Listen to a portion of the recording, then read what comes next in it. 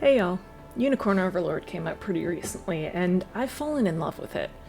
And as we all know, the only way I can show my adoration for a game is through playing it wrong. Hence why I've chosen to play the game using only female units. Of course, before I start, I'd like to warn that this video will likely have spoilers, no matter how hard I try not to include them. If you're interested in experiencing the story for yourself, then I recommend playing the game before watching this. With that out of the way, let's begin. As we start the game, we are immediately hit with a problem, as we see our protagonist is a dude. However, I don't care at the moment because we get to play as Queen Elenia. As she heads off to battle destined to die, we are given our initial tutorial. Sadly, there are 3 men in our sole unit, so we can't really abide by the rules of our run.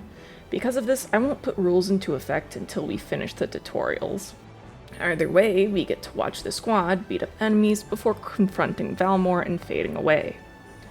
With the result of the battle unknown, we are thrust 10 years into the future as a grown Elaine. Our safe haven has now been discovered, forcing us into battle. This is the tutorial proper, unlike the previous map, as that was just a show of what your gameplay will eventually look like.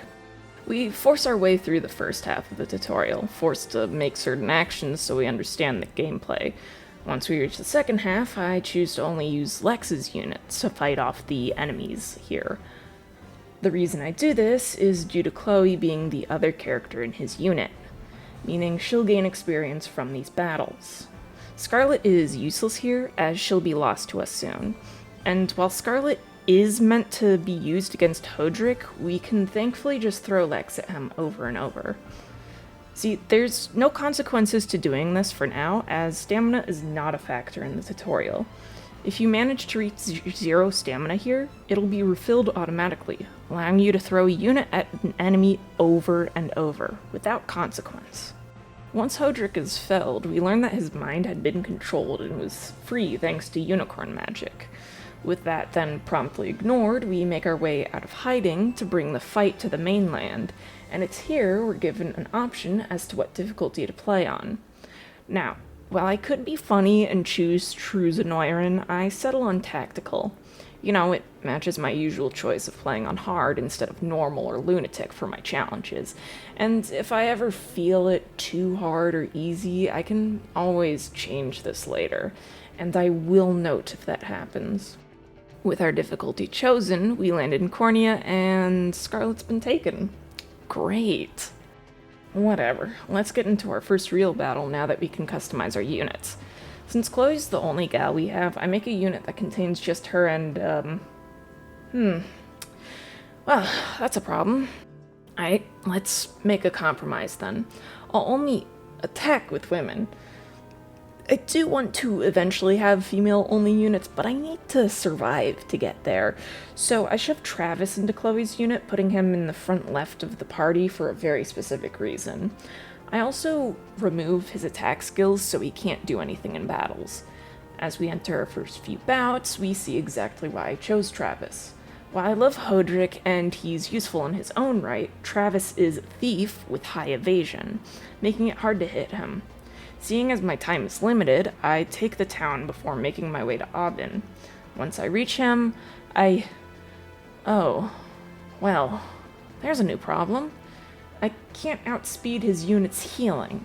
I mean, maybe I could with amazing RNG, but that seems unlikely. So I retried this tactic on normal mode. Still no dice. Next I tried it on story. It was working, but I was slowly chipping him down. It was taking way too long, and I was gonna run out of time before being able to defeat him. So I returned to tactical mode, seeing that I just couldn't defeat Aubin using only Chloe without obscene amounts of luck. As such, I stole Joseph's sword and handed it over to Travis. From here until I'm able to get other female units, Travis is an honorary woman. Congrats on your transition. With this improvement in attack power, we make our way through the map, even taking some time to clear the ruins for a free dew of strength, which I then use on Chloe as we'll be needing it. From here, we clear the northern bridge and garrison on it to take on Aubin's reinforcements.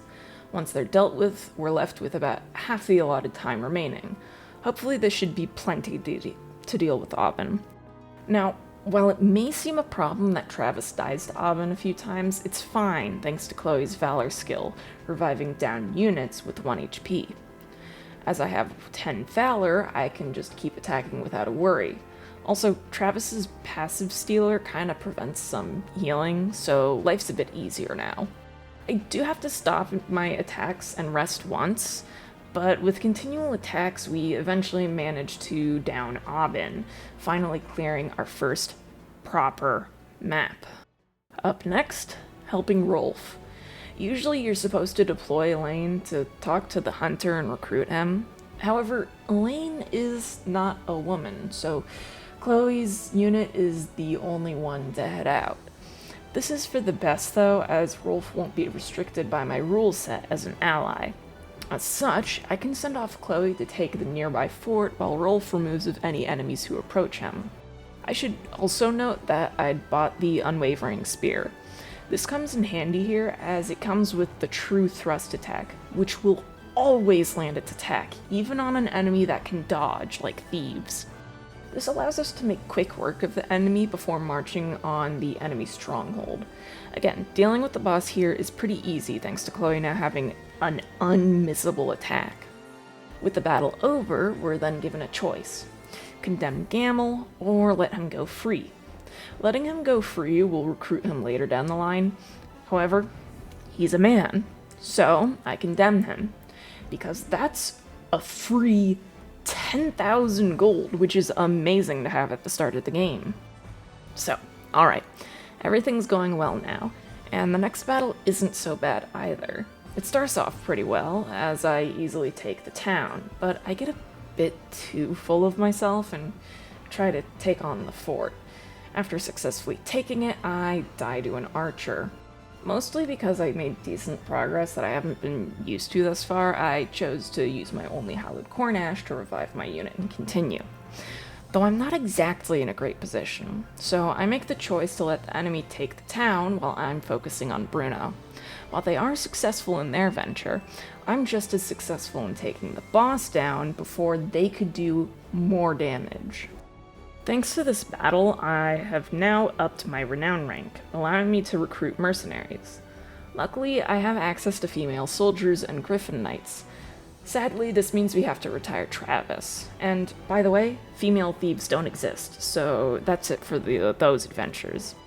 Anyways, I now have 2 usable units, both containing 1 griffin knight and 1 soldier. With my budding army, we head out to help Lady Oclise. It doesn't work out. I simply had no chance of winning, and to be honest, I don't want to smash my face in the maps hundreds of times. So from here on out, I'll do 1 attempt on tactical difficulty with every map before lowering it to normal. So I actually handled this map on normal. It's not the greatest to deal with due to lots of hunters, which are effective against flyers. I hope I don't have to explain that any further. And after this, we're given 2 choices. The first, we choose to kill Mandarin for 15 free divine shards. This will expedite the process of getting a powerful unit pretty early on. Our next choice is to then recruit Sharon. She's our first cleric and will help us up the survivability of any unit I add her to. Thankfully, I can now also hire clerics, so I can add another one to my army, so both teams have proper healers. Now, going from here, there are 3 choices of battle ahead of me.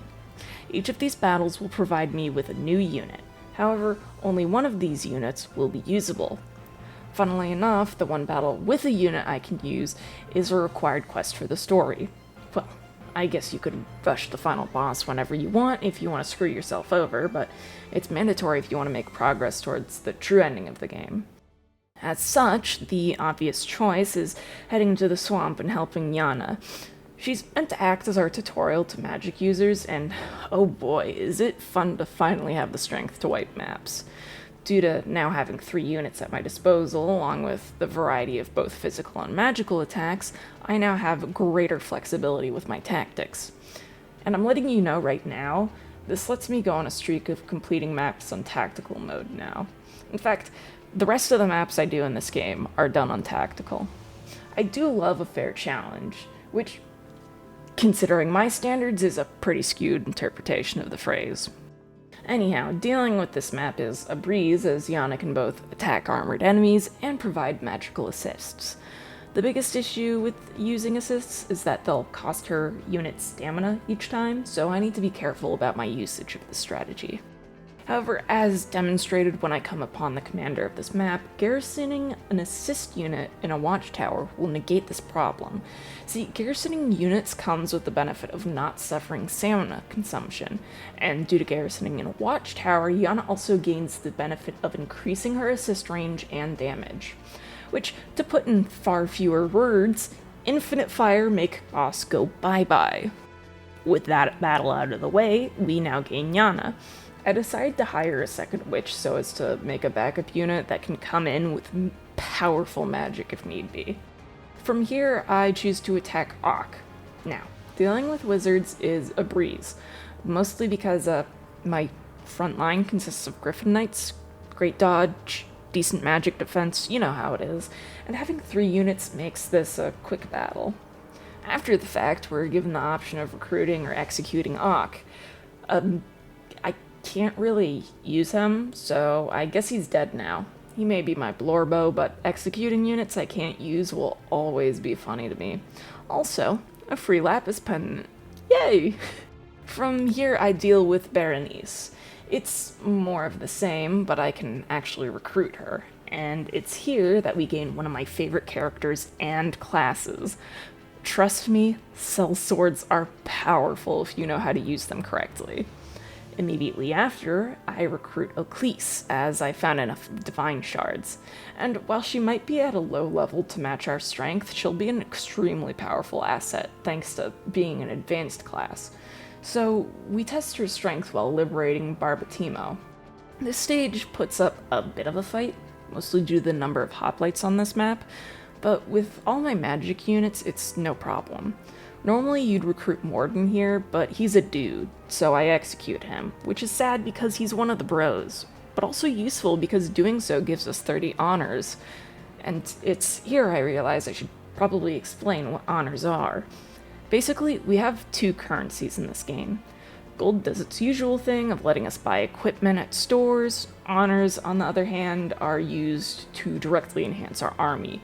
This means they can be spent on unlocking extra unit slots, upgrading units to have more fighters, promoting fighters to their advanced classes, and, rather importantly for this point in the run, hiring mercenaries. As such, spending my honors is a balancing act of both obtaining blades for my army, as well as increasing my deployment numbers. But since there's a limit to mercenary recruits at each fortress, this can be pretty easy to balance. As for my next destination, I head off to help Adel. I obviously have his unit withdraw at the start of the battle. Since I don't control who is in temporary units, I decided I'll use any temporary unit led by a woman, and all the others are left to twiddle their thumbs or something. Usually you're supposed to have Adel or Clive speak to one of the nearby knights so as to turn them into allies. However, all they can do is complain as I kill their buddies. Funnily enough, this caused me to learn that Fran appears on this map only if you try speaking to the knights, so I never got her back up here. It doesn't really matter though, as I have plenty of Griffin Knights of my own, and they make quick work of cavalry thanks to their damage bonus against horse. As such, this map is another easy victory. After that success, I chose to complete a few small liberation quests, as well as recruit Selvi. As a shaman, she's a debuffer type. I'm not usually a fan of debuffs if I don't have precise control over them, but I'll take the free unit. Plus, she unlocks auxiliary battles, which can be used to level grind if needed. Anyhow, on to another side quest. It's time to recruit Nina, and that requires beating the shit out of her. I kinda chose to play this map a bit too carefully and almost lost to the time limit, but I managed to win. And with that, we gain our first warrior. I love Big Hammer for destroy armor. Now that I've sufficiently wasted time that could have been spent rescuing Scarlet, it's time to rescue Scarlet. With the addition of a physical unit effective against armor, dealing with the enemy is easier than ever. However, that doesn't mean I can rest easy. While the first part of this mission is easy enough, simply requiring one to reach and fell Renault, there's more to this map. Defeating Renault is the easy part. No. Once he's down, you then have to charge on Galerius with your army, and let me tell you, that's a feat and a half. The guy is obviously way stronger than you, and once you defeat his front line, he'll start using Fallen One to reduce everyone's HP to 1. Thankfully, he has a hard time hitting Griffin Knights, so it's just a matter of throwing my units at him until he dies. Which takes forever, but hey, it works. I could probably use a better strategy with my units, but I don't have the patience to deal with this guy's BS. With the Juggernaut handled, we've saved Scarlet and are now given a choice. We can either head to Drachenhold or Elheim. While both are options given to you, I'd probably recommend heading to Drachenhold first, if only for the fact that you'll run into fewer upgraded classes. However, the choice doesn't matter right now, as I still have matters to attend to in Cornea. The northern regions here are still available to reclaim, and they're just the right level to handle right after saving Scarlet. Now, usually you'd have a better variety of units and are likely to have possibly started Drachenhold before doing these quests. However, Melisandre time. I love this funky little gal. Possibly the only time I'll ever say a character is so straight I find it funny. May or may not have given her the ring in my first casual playthrough because of how much I enjoyed her. In any case, we need to fight Melisandre in order to recruit her, and in order to do so, you have to put Elaine on the battlefield and involve him in at least one battle. Doesn't mean he actually has to participate, so I shove him in Chloe's unit and remove his ability to fight. Trust me on this, doing so is more a hindrance than any sort of help. As a result, it took forever to take the fort, but once I'd done so, I made sure to swap Elaine out of Chloe's party. I need every bit of help I can get against sword fighters, as they're probably one of the best classes in the game. Thankfully, despite losing around 2/3 of my allotted time to this, I didn't have to worry about the problem of reinforcements. I had remembered to bar their path before starting the battle so as to make my advance easier, thus allowing me to focus solely on Melisandre.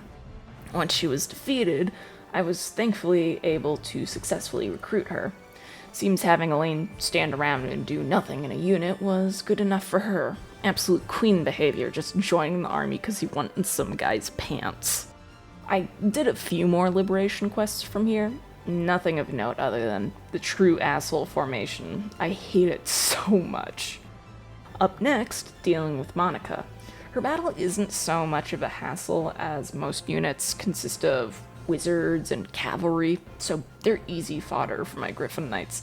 Not to mention, Melisandre is in my main unit now, and she is not to be trifled with. Once we finish the map, we gain Monica, adding a second Radiant Knight to my ranks, which can be pretty useful when used properly. Row healing and magic defense make her invaluable in the right team lineup. Soon enough, Renault forces himself into my army for completing enough liberation quests. Much as I love him, and as top tier as his class is, I sadly cannot use him. He's still my wet piece of cardboard dad in my heart, though. He gets to stay for my morale alone, if anything. Our last major side quest we run into in Cornea involves some lord dealing with a plague. However, due to the wonders of gossip, we sort of end up getting the wrong of it and killing the guy. But we might as well keep up the momentum and kill everyone else on the map, so we do just that.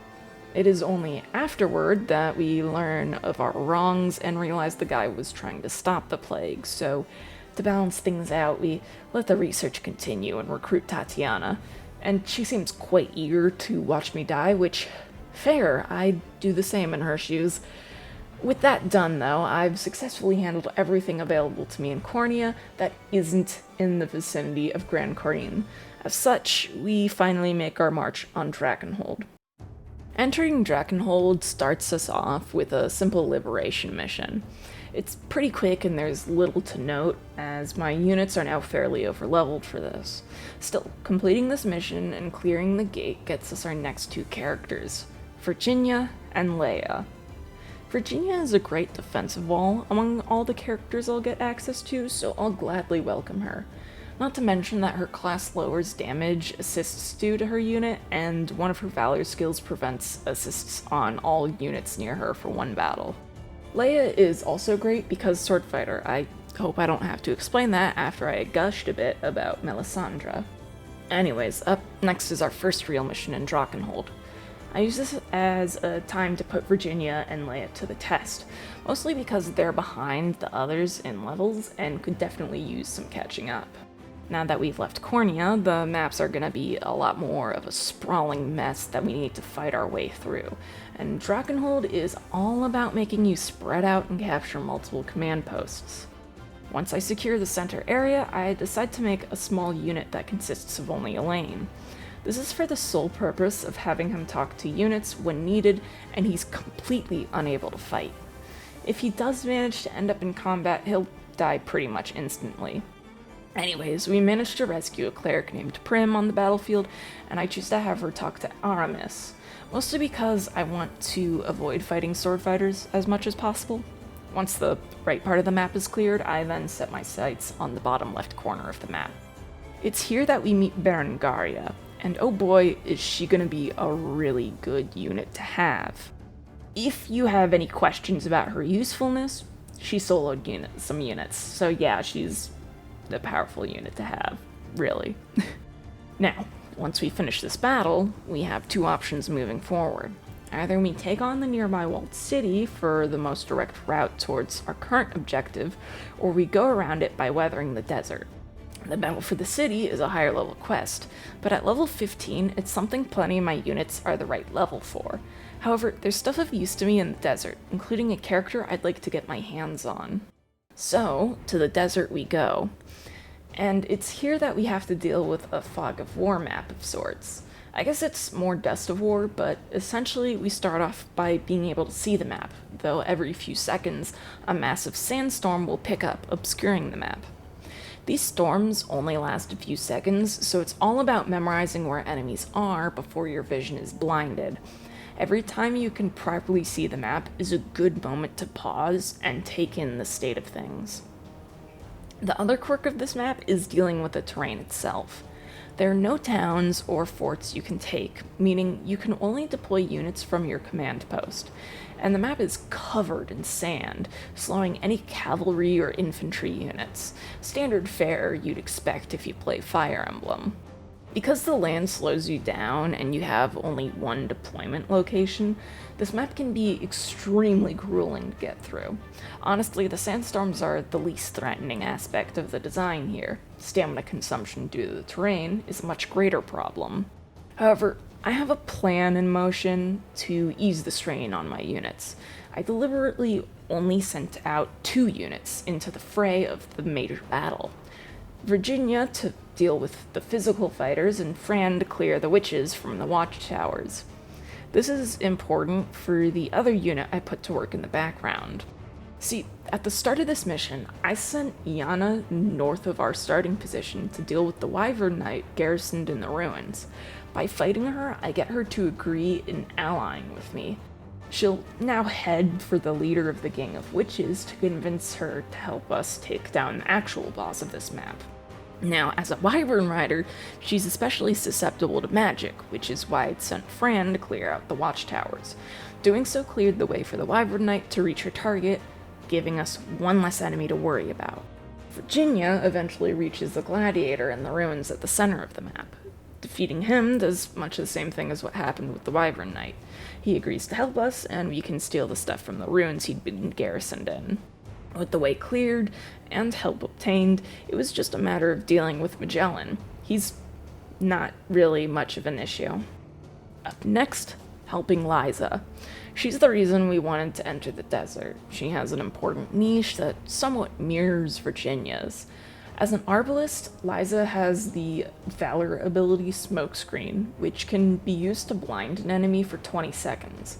Blinded enemies won't be able to do assists.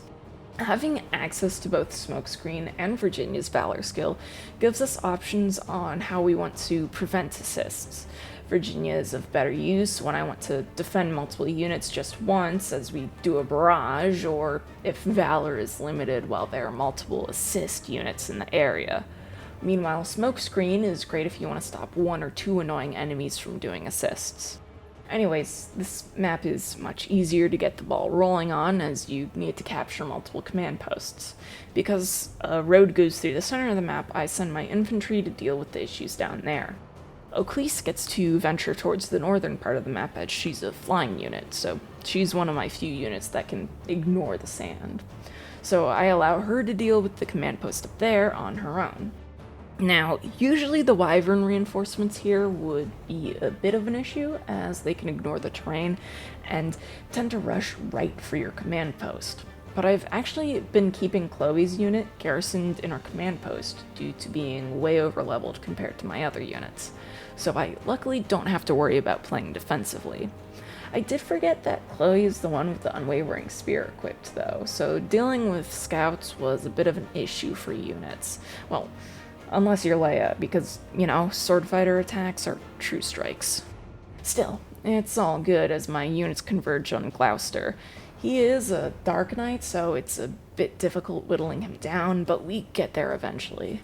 He also inserts himself in our army after the battle, so now he's just standing there in my unit list, gathering dust like all the other men. The next major unit I work towards is Hilda. Of course, she starts out as our enemy. In order to recruit her, we need to make sure Prim talks to her, which is thankfully pretty easy to do. Since Hilda doesn't want to listen, though, we have to beat her up. This mission otherwise isn't particularly noteworthy. It's super easy to finish, and once it's done, we can find Hilda standing by the ruins. Speaking to her now will allow us to recruit her, providing us with the only non-generic Wyvern Knight.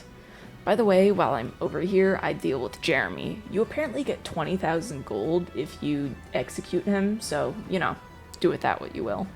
Anyways, it's time to continue on with the story. We have to defend the Colosseum alongside Prince Gilbert. Sadly, he is a dude, but I also can't withdraw him from the battle.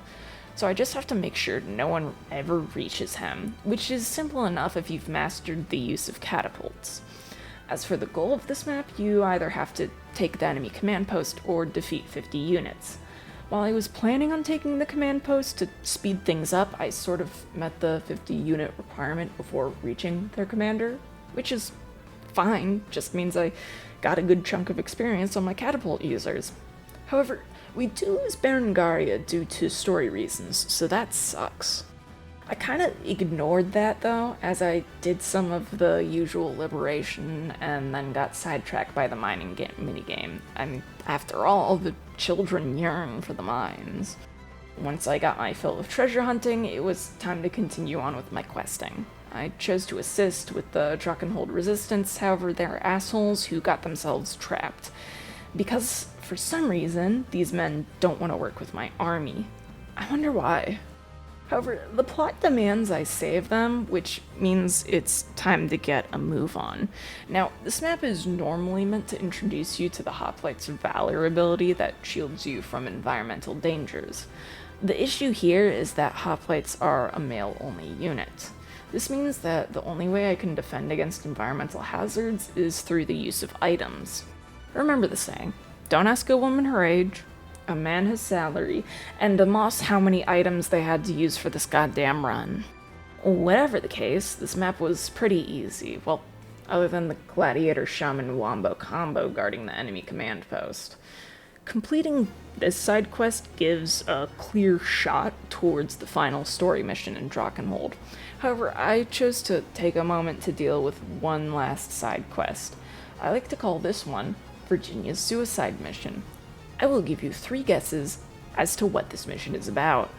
If I want to save Virginia, I'd need Joseph to talk to her. I decide that I'll do the same thing I'd normally do with Elaine here, being that Joseph is defenseless and on his own as he runs after Virginia, and honestly, getting to Virginia can be the hardest part of this map.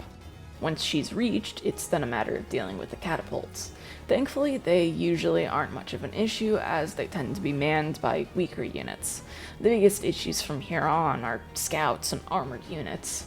Scouts are easily taken care of by my swordmasters, and as for armored units, well, the commander is one of those, and I dealt with him by death by 1,000 pokes. There are benefits to realizing 0 stamina units can still fight. Once the guy is dead, Virginia plans on leaving the army. However, we explain to her that she's basically the Lord now without Elaine, and we kind of need her.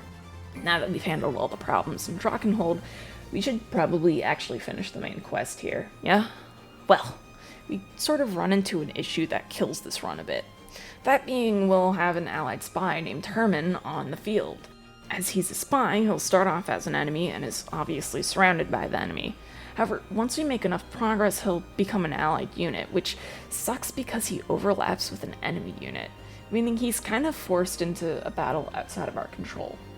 Seeing as this essentially is scripted, I let him have his one fight before teleporting him out of danger. I won't really count this against the run because it seems unpreventable, but I'll keep it noted. As for the rest of this battle, it's essentially following a winding path to reach the commander, who is Berengaria. With a bit of cover fire from the catapult I commandeered, though, it was easy to clear the path. Once Berengaria is down, the Drakkenhold campaign is successfully completed, and so you can leave this place for other grounds, specifically Elheim. Before I even start off the Elheim story, there's actually a secluded section of it that can be accessed from Cornea. This area has a side quest that will get us an additional character. As we progress through the map, we'll eventually find a cleric in danger. However, there's nothing to worry about as the cleric won't die. Instead, Rydiel will jump in to save the day, though doing so will put herself in danger. Thankfully, I'd already took care of a fair number of enemies, so reaching Rydiel and saving her was an easy task. Once the map is completed, she then joins the army. As an elven archer, she's able to heal a full unit if used properly, making her a powerful support fighter. Now that we're done getting sidetracked, it's time to enter Elheim proper. Doing so automatically earns us Rosalinda, and we can put her might to the test and earn her a few levels by initiating the first quest we come across here. We start in the midst of a pincer attack, so fighting our way out is difficult. However, I make use of the nearby ballista in order to give some experience to my lower level units. From there, I send a few units up north to take out the enemy's northern fortress. This allows me to more easily make it out of our current bind once the northern enemies are cleared. Still, there are tons of reinforcements coming from the south, meaning it's a war of attrition. I just need to hope to reach the commander before my army is completely worn out. At least Virginia's unit is way overpowered, so she manages to swiftly destroy the enemy commander once she reaches her. As for completing this quest, Legolas, or whatever, forces himself into the army. I obviously cannot use him, and come on, will these men please stop forcing themselves into my ranks? Next, we help Celeste in taking down the bandits from Rolf's quest. This map isn't too difficult with my levels, but it's a great show of how amazing Rydiel's team is. Due to her using first aid on herself at the end of every battle, she always triggers Selfless Heal, healing the full unit after every skirmish. This is amazing as it essentially makes the team unkillable. Honestly, the only way to take them down is if an enemy can reach the back row to kill Rydiel, or they do enough damage to kill anyone before the heals proc. And even ignoring Rydiel, this team is amazing for their variety in physical and magical damage, making them useful in most any situation. I just love these fellas. Because of powerful units like this one, handling the map was little issue, and for doing so, we earned Celeste as another one of our characters. After a bit more liberating, we then assist Ithilien. Normally, I'd love to use him as a unit because I am 1, a major elf lover, 2, a lover of the male elf fencer design, and 3, Ithilien is just a really good and fun character to use. However, he's a dude. So, once he's rescued, he just has to run off to withdraw from the battle. At this point, I've been promoting most of my active characters, so I'm becoming quite powerful. As such, there's not much to worry about in this map. Now that we've made it far enough into Elheim, we've reached the location of the next story quest. The idea of this map is that there are 4 submerged bridges with nearby garrisons. All of these bridges must be raised in order to lower the barrier that protects the commander, and the only way to raise the bridges is by taking control of the nearby garrisons. As such, my strategy for this map was to split up my army and take each of these garrisons all at once. I sent Ridiel to handle the westernmost stronghold, while Chloe could handle the east.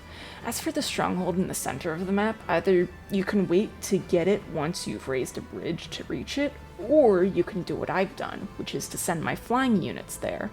Luckily, the units in the center area are all either magic users or have fairly low accuracy, so it's of little issue for my flyers to handle. Once I've taken control of these 3 strongholds, all that's left is to focus on the northeastern stronghold. I've saved this one for last as it's obviously the farthest, but also due to the location being closest to the enemy command post. As such, this makes it efficient to take the other strongholds before focusing everyone here. Once it's taken, the commander emerges, and as is quickly becoming a trend for me, Ridiel handles the boss no problem. With the map finished, we save the Turanos Eltolinda, and learn that she isn't exactly sure how to help us. However, she does point us in a direction that might get us some answers, and, of course, she joins our army. Afterwards, we run into what might be one of my favorite quests in this game. Gaeli, who had been part of the commanding unit in the last battle, is now setting fire through the forest in hopes of destroying Ervelda. So, during this map, we have to deal with 2 possible win conditions. Either we put out all the fires on the map, or we take all the strongholds. Now, while putting out the fires can be extremely quick and easy to do, I would not advise doing so unless you are well aware of what will happen. Instead, what I do here is carefully control the fire. So long as there's just a bit, everything will be safe as I set myself up. But I also want to be careful so as to not use up all my resources that would allow me to put out the fires. Essentially, I make use of a balance of Ridiel's Valor skill, Merciful Rain, and my limited prayers at the Divine Effigies to control the fires. Doing so gives me the time to take all of the effigies and set my units up in an advantageous position. Specifically, I make sure there's at least 1 unit standing in the pathway to Ervelda. I make sure at least 2 effigies contain at least 1 charge to them before taking the final stronghold. So, I did one of the completion objectives, meaning I've won the map, right? Oh, no. See, either clearing all the fire or taking all the strongholds will summon Gaeli to the field. He is who must be defeated in order to beat this map. Not only that, but he spawns by Ervelda and sets the area around him ablaze. And I don't think I mentioned this, but if Ervelda catches fire, we're done for. However, Gaeli spawned right on top of where I positioned Chloe and Ridiel, meaning they immediately initiated battle with him. It only took a few rounds of combat to defeat him, quickly earning us victory. Up next, we do Galadmir's side quest. She's another elven archer like Ridiel, so I obviously want her in my army. The deal with this map is that we have a long path to follow with few options for deploying units. However, there are multiple watchtowers along the way that Galadmir will show up in to assist us from. As such, I sent out Ridiel and Virginia's units to take on the first half of the map. They'll clear the way forward and take the stronghold closer to the boss. From here, I can send out more units to quickly defeat the commander. Once that's done, Galadmir joins the army. After getting a bit sidetracked, it's then time to finish the story in Elheim. Up first is a battle with Baltro. As a necromancer, his whole deal is continually raising the dead near him and sending those units after you. This essentially turns the whole map into navigating a winding path as waves of reinforcements barrage you. Also, the enemy has a bunch of watchtowers and ballista, so that sucks. And they're located in areas surrounded by vines that hurt you, so yikes. Luckily, the vine issue can be ignored by sending my flying units to handle the watchtowers and ballista. Outside of that, it's just a war of endurance as I send my units out to fight off the onslaught of enemies as they slowly make their way to Baltro. And once you reach Baltro, you might notice that his unit isn't at full health. This is because he's an ass who raises the dead to join his unit once you start the battle. So there's nothing to really worry about, as he's nothing compared to the Chloe squad. Immediately after this map is the final story mission for Elheim. I love everything about this quest. The layout, the strategy, the music, everything. And honestly, I could probably say that about all of the maps in Elheim. Now, while I could quickly and easily run over to Alcina and fight her, that is a terrible idea. Instead, I start out by sending Oclise to the northern Nasthirian gate. Now, while this is the furthest possible thing from me, getting there is essential, since it will take some time. I can focus my other units on cleaning up the map. Just like with the last map, the vines are an issue, so I send Fran out to clear any major obstacles amongst the thorns. I then send out multiple units to focus on the central area of the map. Again, this area is far from Alcina, however, we're waiting for Oclise, and there's something of import here. Since Ridiel's unit is probably my best, I want to focus on getting her to the eastern Nasthirian gate. While she can easily clear the way herself, I send other units alongside her to spread out stamina usage and experience. Once I feel it's safe enough to divide my attention further, I get to work on finally clearing the way towards Alcina. Now, obviously, it would probably be smarter to not spread myself so thin, as it means my units are in more danger both stamina and health-wise, and there are units who absolutely must remain garrisoned. However, I am Moss, and I wouldn't be me if I didn't try some BS to see how much my builds can handle. Once Ridiel and Oclise take the eastern and northern gates, I choose to move Fran to take Ridiel's place. This allows me to free up Ridiel's unit to be redeployed closer to Alcina and help with the final push. As we now have the 2 available gates to Nasthirian, we can finally fight Alcina. I put down just a few sigils to up the stats of any allies near Alcina, and as per usual, Ridiel's unit destroys Alcina. While she tries to teleport away to prolong the fight, Alcina discovers I was one step ahead of her. See, usually Alcina will teleport to another Nasthirian gate to heal up and regain her power, but she's unable to do so if my own units are currently garrisoned there. As such, I can end this mission after defeating Alcina just once. With Alcina dead, we can get the information we need from Nasthirian. It's here that we learn of the rite necessary to unlock the power of the Ring of the Unicorn, and we obtain the Ring of the Maiden. Of course, if we want to improve the ring, we'll need to choose someone with which Elaine has maximum rapport with. And according to the poll I put out, Chloe will be the one to get the Ring of the Maiden for this. However, we'll need to reach Albion in order to get the maximum rapport with her, so we'll have to make our way there first. Now, there are multiple ways to reach Albion, but I want to take things in a bit of the intended order here, so we'll be heading through Bastorius first. The land of the Bestrels can be reached in 2 different ways right now. I can either take a ship from Drakenhold, or I can cross the border at Cornea. Both of these options require liberating the area to cross, but I can do either as I've already cleared these blockades. I choose to walk through the front door because my hubris knows no bounds. One day I'll take the sea route and see how it changes things, just not today. As for Bastorius proper, we're forced to first make our way for the capital. Doing so will have us meet Unifi and Morard. I have nothing to say about these 2 other than the fact that they're basically trans. If you think this is a joke, literally play the game. I am only half joking. Anyways, our first proper map here has us going after the commander, who's surprisingly close to us. In fact, there don't seem to be all that many enemies, but that's all a ruse by the game to introduce you to a new mechanic. See, there's a 4th army here who is aggressive towards everyone. Not only that, but this is our tutorial on Bestrels. They seem innocent enough at first, but once the sun goes down, you're in big trouble. Bestrels have a unique buff that makes them stronger during the night, so once daylight is gone, these guys get super beefed up and have increased movement speed. Without any cavalry-led units, this makes catching up to them during the night an extremely difficult task. As letting my allies fall is a fail condition for this map, I kinda have to speed up my progress as soon as it gets dark. Luckily, the commander is easy pickings, and once this map is done, I can start getting bestrels of my own. Well, only were-owls and were-foxes, but I'll take what I can get. Speaking of were-foxes, it's Dina time.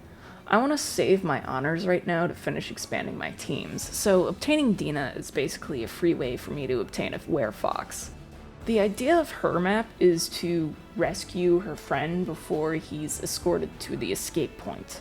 I kinda didn't care about the specifics and went on Ridial autopilot.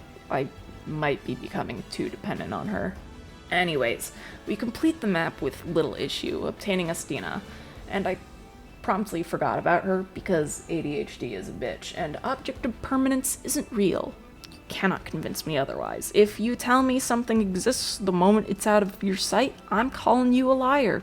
Whatever, I just make my life a bit harder by forgetting about Dina as we enter the next story chapter, and that means it's time for Frost of War. Definitely didn't steal that one from the comment section. Unlike with the desert map, this one is a true fog of war, meaning there is no point where I can see the entire map. It's because of this that I've been saving up my Farsight crystals. While I could make use of were-owls to up units' vision range, I felt it better to use the crystals, as they keep one location fully revealed for 30 seconds, which is equivalent to basically forever when you spend 99% of the gameplay with the in-game time paused. Whatever the case, this was really nice, as I basically had to deploy all my units on the field. This is because I've been relying on Ridial too heavily. Even if her unit is powerful, they can't handle every enemy on their own, but the rest of my army is pitifully weak and need to work off each other in order to do anything. And because I failed to put any bestrels in my unit, I suffered a lack of nighttime buffs that my enemy very much enjoys.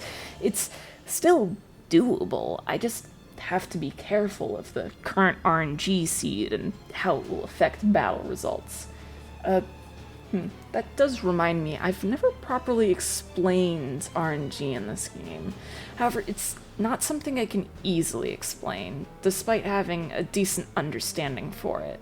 AKA, we're 8,000 words into the script, and my programmer brain could write a thesis on how RNG seems to work here. I am not making a Pan and Coic style deep dive, okay? Suffice to say, the RNG is wonky, but astute players can get a sort of sense for how it works. Because of this, combined with battle forecasts being 100% accurate, RNG can be semi-predictable, and thus can be manipulated to the player's desire. Anyone who's played this game for long enough will have an idea of what I mean. Thanks to my understanding of how RNG seems to work in this game, though, I'm able to turn this difficult map into one that's fairly doable. It takes me a while, but I get it done first try. Up next, I decide to meddle in a conflict. Now, while I can choose to join one side and fight the other, I also have the option to enter this quest fighting both sides at once. Doing so would force me in a situation where I'm surrounded, making it extremely difficult to battle. So, of course, I allow my hubris to control me and fight both sides because I thought it'd be funny. Still, I'm confident enough in my ability to tackle any challenge in this game. Well, maybe other than doing the game on the hardest difficulty, so yeah. Since our starting position is completely surrounded, I chose to garrison Ridial in our command post. This is both because she's my highest level unit, so I want to prevent her from stealing experience from others, but also because she'll decimate anyone who manages to get past my front lines and approach my base. I choose to first focus on clearing out the werewolves to the south. These guys are a lot easier to handle quickly as they aren't massive damage tanks, and my units are essentially perfect at taking out glass cannons and the like. Once the werewolves are cleared out, I could then focus all my units towards the north to fight the werebears. It was around now when I remembered Dina exists, so I added her to Yana's unit and made her the unit leader.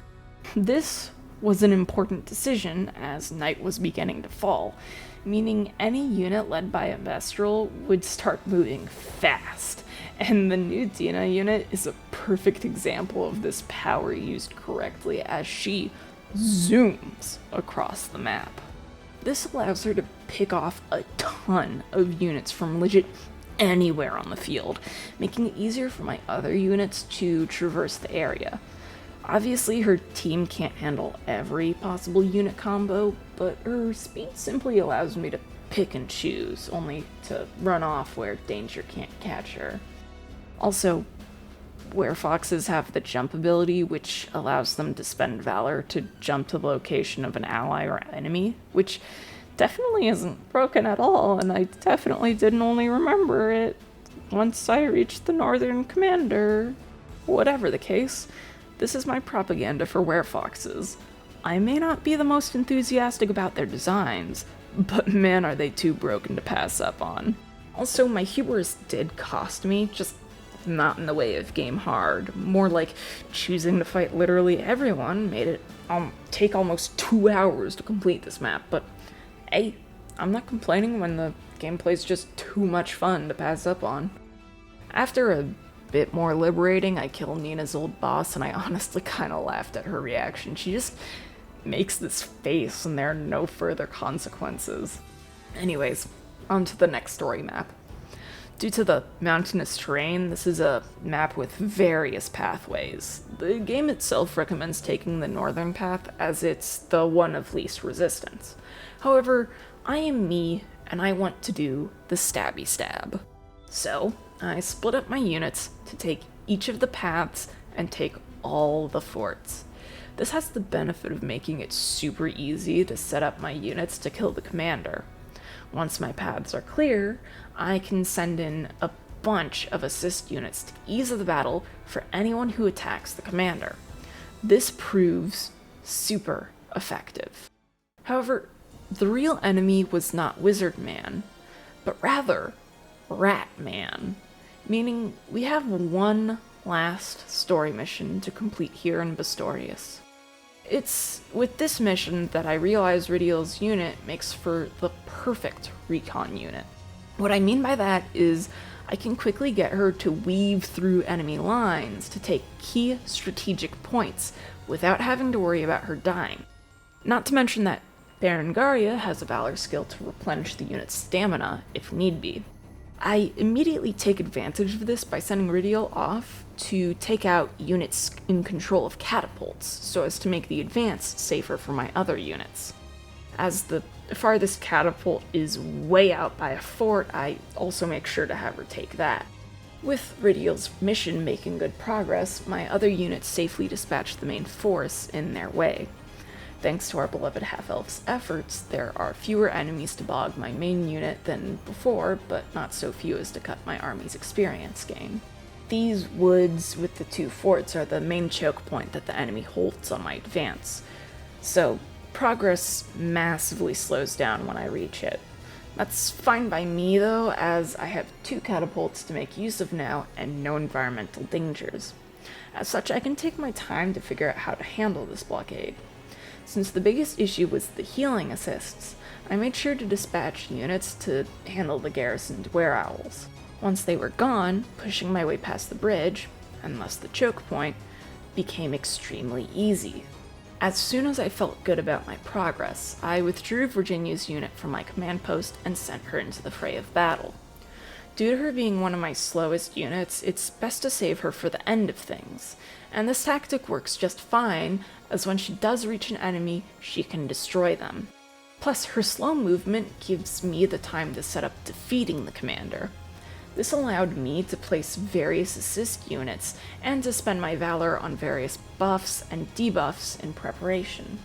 With these buffs, Virginia was easily able to take out Elgor on her first attack, and a second was used to clean up what remained. And with that, we've cleared Bastorius, leaving only Albion before we return to Cornea for the endgame. Taking a ship from Bastorius, we finally make our way to Albion, the final area of the game. And it's here that we finally deal with angels. Angels are the biggest double-edged sword, as they can be some of the best units to use, but can also be the worst to fight.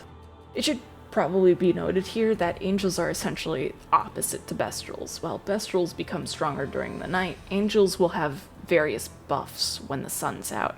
However, these buffs, as far as I'm aware that is, are nowhere near as game-breaking as the existence of the Werefox. Alright, that's enough about angels. It's actually time to talk about our first proper map in Albion. As we start, there are two major goals: taking the nearby harbor and rescuing the nearby allied units. Ridiel's unit is in charge of stopping the enemy advance on our allies. In order to do so, I have her sneak up on them by traveling through the woods, taking out units garrisoned in the watchtowers. She then garrisoned in one of them and provoked the enemy so as to reverse their advance. As for the harbor, I sent Virginia out to take it. Due to her unit's sheer offensive capabilities, combined with her own defense, taking the harbor was easy. With the harbor under our control, I deployed Fran and sent her out into the sea. This comes into play once I've finally defeated all units marching on our allies. As soon as they're safe, they pull out a battering ram to help us access the commander. However, at the same moment, 3 ships that will deploy enemy reinforcements show up. While I want to say that it was planned for Fran to be right on top of the location the first boat spawns at, it was really just dumb luck. I knew they'd show, but I didn't know their exact locations. I won't look a gift horse in the mouth though, and Fran is luckily able to defeat the boat units coming out unscathed. Once a boat unit is killed, the boat will disappear, preventing any reinforcements. As such, I hasten Fran's unit and set her out to remove the remaining boats. As for my ground units, their job is escorting the battering ram. Nothing much to it. Honestly, the hardest part of this map is just getting the green units and saving them. The rest is a cakewalk. Even the commander, with his 2 nearby garrisoned assist units, poses little problem. What really matters is that by completing this mission, I've gained access to Chloe's final report conversation with Elaine. And can I just say that their supports are surprisingly cute? I'm just a sucker for the idea of one person teaching another to act noble. I usually prefer it to be sapphic, but I'll give this one a pass, especially since it's Chloe teaching her prince how to act like nobility.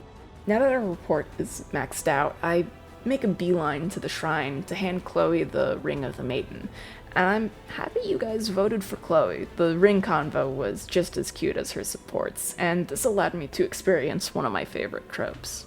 Back to the matter at hand, though. We need to get through the story in Albion. Luckily, Albion is the shortest and most linear of all the countries. So, up next is defending a church, or whatever. Our starting location here is completely surrounded, so the toughest part is once again the start of the map. Seeing as there's a catapult on the other side of the lake, I send out Dina's unit to quickly remove the threat. I also take the southern command post as it's the closest and most solitary target at the moment. From there, I take out the watchtower units and slowly take each of the remaining command posts to achieve victory. Albion is honestly a whole area about getting the ball rolling at the start of the map, followed by stamina management to keep that ball rolling. This is likely to become apparent when we reach the final map here. Let's not get ahead of ourselves, though. Right now, we have to deal with Scarlet's old friend betraying us, and honestly, the setup for this map is pretty interesting. You're enclosed in an area by 2 gates. While battering rams are the most efficient way to take down gates, the 2 that exist on this map are outside of your starting area. This means sending a flying unit to obtain a battering ram, or slamming my face into a wall until it opens. Since the flying unit idea is faster, I go for it on the eastern side of the map. Once the gate is down, clearing this half is pretty straightforward. There's not really much of note going on over here. However, while this was happening, I was fooling around by the western gate. Sadly, without an enemy in range, I couldn't make use of the jump ability to pass the gate. However, I could summon Marcel's on the other side. And let me just say, Marcel's rock. Normally, mercenaries will just hang out around you, meaning that if one is separated by a gate, they should just keep running into it to reach you. As such, Marcel gaming hours began. I summoned 3 Marcels on the other side of the gate, and they made quick work of it, clearing the way without needing to use the battering ram. Could I have done this in a better way? Probably. Was it fun? Absolutely. Plus, Marcel, and Adrienne would be a great help in clearing the path towards Umaris. With the path cleared, Scarlet can run across the battlefield to speak with her, immediately ending the map. Up next is our penultimate Albion map. It's here that we have to cross a long and extremely well-defended bridge to reach the commander. Because of this, the map is on the longer end of time limits, giving us 6 whole minutes to complete it, which, if you have a similar ratio to me of unpaused to paused time in a map, it equates to like 6 hours. What I'm trying to say is that this is supposed to be an extremely long and difficult map so as to emphasize how bonkers what I'm about to do is. Essentially, as soon as the map begins, I use a Dream Blossom to change the time of day to night in order to buff my Bestrels. With this buff, I immediately send Ridial's unit, which is now led by the amazing Werefox Roberita, to the bridge. With such massive speed on such a powerful unit, I'm able to cross the entire bridge with little issue. Like, I outsped the catapult. It's supposed to be the main issue here that you circumvent with a flying unit.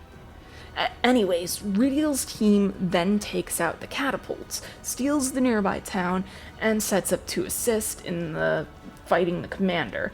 Oh, and by the way, once she finished setting up, my units on the eastern side of the map had been finishing taking the 2 enemy posts we started near. From there, I could withdraw my units to then deploy them from the town Ridial had liberated. This made it quick and easy to set up my attack on the commander before Chloe's unit brought about a swift judgment. So, how long did all that take in terms of game time? 43 seconds. If you remove every moment the game time was paused, you're left with 43 seconds of gameplay. That matters little though, as we've now cleared the way to the final battle in Albion. Due to the peaks here being too high for flyers to pass, we're supposed to be bogged down by the long path, easily ambushed by the enemy. This should make stamina a major issue here. Emphasis on should. However, I have werefoxes. By immediately changing the time of day to night, I can send out Dina and Ridial's units to clear a path forward. I intended to simply clear the path for the battering ram to break down the one entrance to the enemy command post, but my werefox teams were proving too efficient. Thanks to Ridial's team being able to steal enemy stamina and the scattering of campfires everywhere, my approach was never slowed down by a need for stamina. As such, when I reached the gate, I noticed an enemy close enough to jump to. This allowed me to bypass the gate without having to break down the gate. And so long as I took one fort inside the enemy stronghold or used conveyance crystals, there would be no need of the battering ram. So I abandoned it in favor of an all-out assault from within the enemy zone walls. Because of my speedy offensive maneuvers, I was able to eradicate the enemy before they could get out many reinforcements. And as for the commander, he was nothing compared to the power of the Chloe squad. With Albion liberated, we have successfully cleared all story missions aside from the final battle. Of course, this also gives the ability to visit the various sanctuaries across Fevrith. Doing so will unlock the power of the Ring of the Unicorn and Maiden, allowing me to obtain the true ending, if so desired.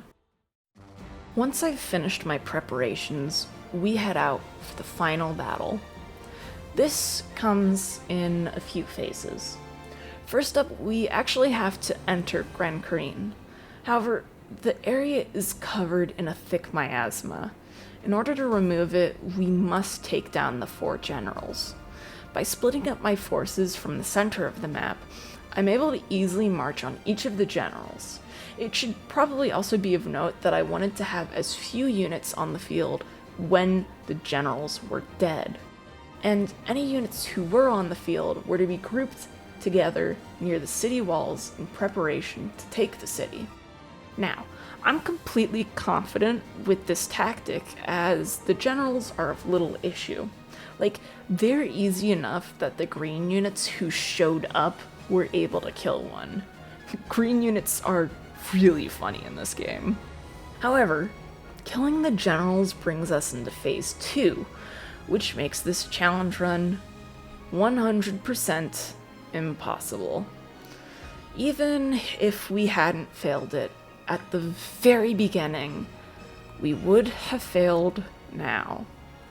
The issue is that Galerius takes control of all of your units' minds, and the only way to undo this is by having Elaine use the cleansing skill. I hope you can see the problem here. So, 50 hours into this run, the story forces us to use our Lord. Though we don't really have to use him for combat, so that's a plus.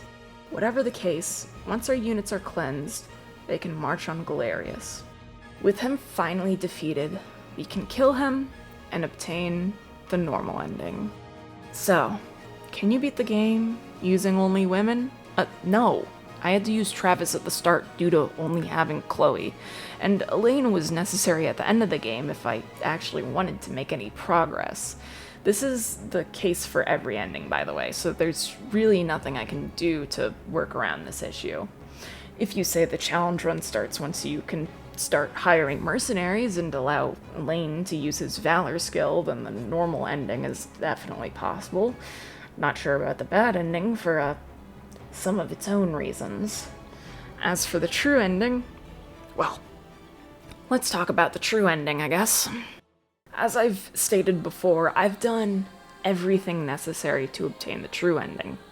However, to obtain it, I need to make a specific dialogue choice upon defeating Galerius. Instead of choosing to kill him, I must emancipate his soul. Upon doing so, you will be thrust into the true final boss fight, Baltro. I love this fight, along with the music. Baltro has some special quirks to him, being the final boss of an RPG and all. Quirks that are worked around by the rings of the Unicorn and Maiden. The first is an insta-kill move of sorts, or how insta-kill it is will be dependent on the difficulty you play on. Unicorn's Wrath, as it's called, does massive damage to your whole party. Since I'm playing on tactical, the damage it does would be enough to kill most all of my units in one hit. But Chloe has the Ring of the Maiden equipped. With its power complete, she has access to the skill Celestial Light, which will completely nullify Baltro's attack. This means her unit is the only one that can attack Baltro with a guarantee of safety. As such, I send only her unit to attack with assistance from some of my ranged units. It will take a few attacks to take down Baltro's unit, though, as he has 6 people in it. This is the only case of a full unit in the game, by the way. In this case, Galerius and his generals are backing Baltro up, so his defense is pretty beefy. However, as we keep hacking away, something becomes apparent. Baltro isn't dying. No matter how many times Chloe and co keep hitting him, he remains at 1 HP. There's only one thing that can kill Baltro: Astral Blade. Astral Blade is an active skill attached to the ring of the unicorn. A ring that only Elaine can equip, meaning Elaine is the only person who can kill Baltro. And so, he must enter combat to complete the true ending. So, hey, why did I just get the true ending if it's impossible with my rule set? Well, I know I said earlier that you could consider the run valid if you make certain exceptions, but that's no fun. If I make arbitrary rules, I want to stick to them. I failed this run at the start, and thus anything I did from there never really mattered. I still wanted to play as much of the game as possible without the use of men, though, and playing as much as possible includes the addition of the true final boss. After all, Chloe's unit did basically all the work. Elaine just came in to land a finishing blow on Baltro. So, as the credits roll, I will concede defeat in this challenge. However, Chloe won because the game says that she and Elaine have a daughter, so she was always in agreement with my ways. We are truly winning. Not only that, but we can get a redemption. Due to obtaining the true ending, we can load our clear data and play through the post-game mission. This map is a victory lap of sorts, like it's super easy, but it's nice to go through with my army of women and wipe out all of the named characters in the game. As I get my revenge, I will say that I enjoyed this run. Even if it failed at the start, playing through most of the game with this restriction was a ton of fun. It really forced me to think about my strategies and how I did my team building. Honestly, this was so much fun that I'd be super excited to do more runs of this game in the future. Hopefully they'll be shorter than this one, though, sorry. And if you haven't played this game yet but thought it looked cool, go play Unicorn Overlord right now. In fact, your assignment until my next video is to go play Unicorn Overlord. You are not to like, subscribe, or comment with challenge run ideas. You are to support this game so we can hopefully have more games like this one in the future. Please.